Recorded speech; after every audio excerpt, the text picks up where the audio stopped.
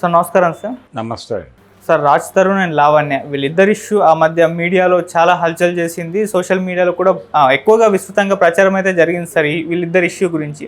ఆ తర్వాత కొన్ని రోజులకి ప్రశాంతంగా కుదుటపడిపోయింది అని అనుకున్నారు. మళ్ళీ ఇప్పుడు ఒక్కసారిగా పోలీసులు రాజ్ తరుణ్ నిందితుడిగా పేర్కొంటూ ఛార్జ్షీట్ దాఖలు చేశారు సార్. అందుకు సంబంధించి సాక్ష్యాలు కూడా లావణ్య ఇంటి దగ్గర నుంచి తీసుకున్నామని కూడా వాళ్ళు చెప్తున్నారు. మరి ఏంటి ఏ కేసులో ఏం జరగబోతుంది అన్నది మళ్ళీ ఒకసారి చర్చకు దారితీసింది సార్. మీరేం చెప్తారు సార్ ఇష్యూ పైన? అంటే కేసు పెట్టింది ఆవిడ, అవును, దాని మీద దర్యాప్తు చేశారు వాళ్ళు. వాళ్ళకి దొరికిన ఆధారాలు ఇప్పుడు కోర్టు ముందు ఉంచే ప్రయత్నం చేస్తున్నారు పోలీసులు. దీనిలో ఆల్రెడీ యాంటిసిపేటరీ బెయిల్ వచ్చింది అతనికి. యాంటిసిపేటరీ బెయిల్ వచ్చింది కాబట్టి ఇప్పుడు ఛార్జ్ షీట్ వేశారు వీళ్ళు. ఈ ఛార్జ్ షీట్లో ప్రస్తావించినటువంటి సాక్ష్యాలని రాజ్ తరుణ్ అనే వ్యక్తి బయట ఉంటే డిస్టర్బ్ చేస్తాడు, లేకపోతే సాక్షుల్ని కన్విన్స్ చేస్తాడు, తనకు అనుకూలంగా మలుచుకుంటాడు, కేసు ప్రొసీడింగ్స్ని ఇబ్బంది పెడతాడు అని కోర్టుకు అనిపిస్తాయి. అప్పుడు ఈ ముందస్తు బెయిల్ క్యాన్సిల్ చేసి అతని కస్టడీలోకి తీసుకోవచ్చు. లేదంటే లేదు, ఇది బెయిల్గా కొనసాగుతుంది అంతే. కాబట్టి ఇమ్మీడియట్గా రాజ్ తరుణ్కి వచ్చినటువంటి ప్రమాదం ఏం లేదు. వాయిదాలకు హాజరవ్వాలి, వాయిదాలకు హాజరు కమ్మని సమన్స్ వస్తాయి. ఆ సమన్స్ను గౌరవిస్తూ కోర్టుకు వెళ్ళి హాజరైతే సరిపోతుంది. లేదు తను కాకపోయినా తను షూటింగ్స్ హడావిడిలో ఉన్న 1-2 వాయిదాలకి పిటిషన్లు వేసి తన అడ్వకేట్ని హాజరవ్వమని చెప్పి తను అవాయిడ్ చేసే ఛాన్స్ ఉంటుంది. సో అలాంటిది ఏదో ఉపయోగించుకుని ముందుకు కొనసాగుతాడు ఆయన. ఈ కేసు ట్రయల్ ఎప్పటికి జరుగుతుంది అనేది చెప్పలేము. ప్రాథమికంగా వాళ్ళు వేసినటువంటి ఛార్జ్షీట్లో ఏముంది అనేది కూడా ప్రపంచానికి తెలియదు. వాళ్ళు ఏదో విట్నెస్ సేకరించారు అంటే ఛార్జ్షీట్ వేసినంత మాత్రాన అతని మీద నేరం నిరూపితం అయిపోయిందని కాదు. కేసు పెట్టింది ఆయన, ముందస్తు బెయిల్ తీసుకున్నాడు. ఆ కేసుకు సంబంధించి వాళ్ళు దర్యాప్తు చేసి వాళ్ళకు తెలిసిన వివరాలు కోర్టు ముందు ఉంచారు, అంతవరకే. ఛార్జ్షీట్ అంటే అదేదో పెద్ద బీభత్సం, అతన్ని ఇమ్మీడియట్గా అరెస్ట్ చేసి ఏదో చేయబోతున్నారో అని కంగారు పడాల్సిన అవసరం లేదు.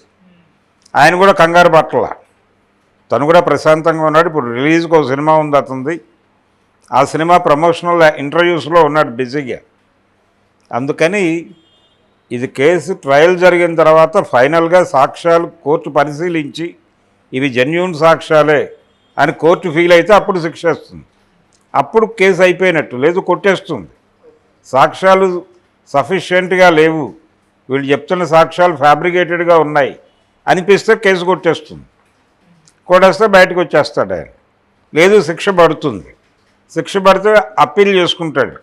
ఏ కోర్టులో శిక్ష పడిందో దాని పై కోర్టుకు అప్పీల్ చేసుకుని అప్పీల్ బెయిల్ తీసుకుని బయటకు వచ్చేస్తాడు. అంతే తప్ప పెద్ద టెన్షన్ పడాల్సిన వాతావరణం హడావిడి ఏమీ అక్కర్లేదు. ఇది సాధారణంగా జరిగే ప్రొసీజర్. ఒక హీరో అరెస్ట్ అవ్వటం లేదా సినిమా పర్సనాలిటీ అరెస్ట్ అవ్వడం కూడా కొత్త ఏం కాదు. గతంలో అరెస్ట్ అయిన సినిమా నటులు చాలామంది ఉన్నారు, పెద్ద పెద్ద కేసుల్లో అరెస్ట్ అయిన వాళ్ళే ఉన్నారు. అందుకని ఈయన ప్రారంభం కాదు దీనికి. ఆల్రెడీ దీనికి కొబ్బరికాయలు కొట్టిన వాళ్ళు చాలామంది ఉన్నారు, ఎంఆర్ రాధా లాంటి వాళ్ళు. వాళ్ళతో పోలిస్తే ఈయన చాలా వెనకబడి ఉన్నట్టుగానే చూడాలి రాజ్ తరుణ్. ఏది ఏమైనప్పటికీ దీని మీద వ్యాఖ్యానించడానికి శేఖర్ భాష ఇప్పుడు అందుబాటులో లేకపోవడం అనేది ఒక విషాదం. లేకపోతే ఈ పార్టీకి తను మీడియా ముందుకు వచ్చి డెఫినెట్గా దీని మీద తన మార్క్ ఒక విశ్లేషణ చేసి ఉండేవాడు. ఆవిడ పోలీసులను మేనేజ్ చేసే కండిషన్ లేక చివరిగా ఇలా జరిగింది, మావాడు తప్పేం చేయలేదు అనే టైపు ఏదో ఆయన క్లారిఫికేషన్ ఆయన ఇచ్చే ప్రయత్నం చేసి ఉండేవాడు. ఇప్పుడు దానికి అవకాశం లేకుండా పోయిందనేది ఒక బాధ, ఒక పెయిన్. అంతకుమించి మిగిలిందంతా సజావుగానే ఉంది వ్యవహారం అంతా.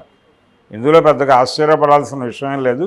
కేసు ప్రొసీడింగ్స్ ఇలాగే ఉంటాయి. అంటే సార్ ఈ విషయంలో లావణ్య గారికి ఏం కావాలన్న దానిపైన ఇప్పటికీ ఒక కన్ఫ్యూజన్ అయితే అలాగే ఉంది సార్. అంటే రాజ్ తరుణ్కి శిక్ష పడాలని కోరుకుంటుందా, లేకుంటే కొన్నిసార్లు కలిసి ఉండాలి అందుకే అతను మారాలని ఈ విధంగా చేస్తున్నా అని చెప్తుంది, కొన్నిసార్లు అతను చచ్చిపోయాడని ఫీల్ అవుతున్నానని చెప్తుంది. అంటే ఆ విషయంలో మాత్రం కన్ఫ్యూజన్ ఉంది సార్. ఆమె అసలు ఏంటి ఈ ఇష్యూలో? ధ్యేయం అంటూ ఏం లేదండి. తను అక్కడ ఆయనతో కలిసి ఉండాలని చెప్తోంది ఆవిడ. ఎందుకు చెప్తోంది? అతనికి తన మీద మనసు లేదని తెలుసు. అతనితో ఎలా కలిసి ఉంటుంది ఆవిడ? తన మీద అనురక్తి లేని వ్యక్తితో ఎలా కలిసి ఉంటుంది ఆవిడ? కానీ కలిసి ఉండాలని ఎందుకు చెప్తోంది అంటే ఫైనాన్షియల్ సెటిల్మెంట్ ఉంది అక్కడ. ఆ ఇల్లు ఉంది, ఆ ఇంట్లో ఆవిడ షేర్ ఏదో ఉండుంటుంది, ఆవిడ కంట్రిబ్యూషన్ ఏదో ఉండుంటుంది, దాని తాలూకా సెటిల్మెంట్ జరగాలి కదా. ఇలాంటి ఫైనాన్షియల్ సెటిల్మెంట్లు హోల్డ్ అయిపోయి హుక్ అయిపోయి ఉండటం వలన ఆవిడ కోర్టుకు వెళ్ళింది. ఫైనల్గా పోలీసు వాళ్ళు ఇది తేల్చేస్తే కేసు తీసేసుకుంటుంది ఆవిడ. దానికి సంబంధించి కూడా అతని నుంచి ఒక ప్రపోజల్ వస్తాయి. ఇప్పుడు అతను బిగ్ బాస్లో లేడు కదా, అతను బయటే ఉన్నాడు.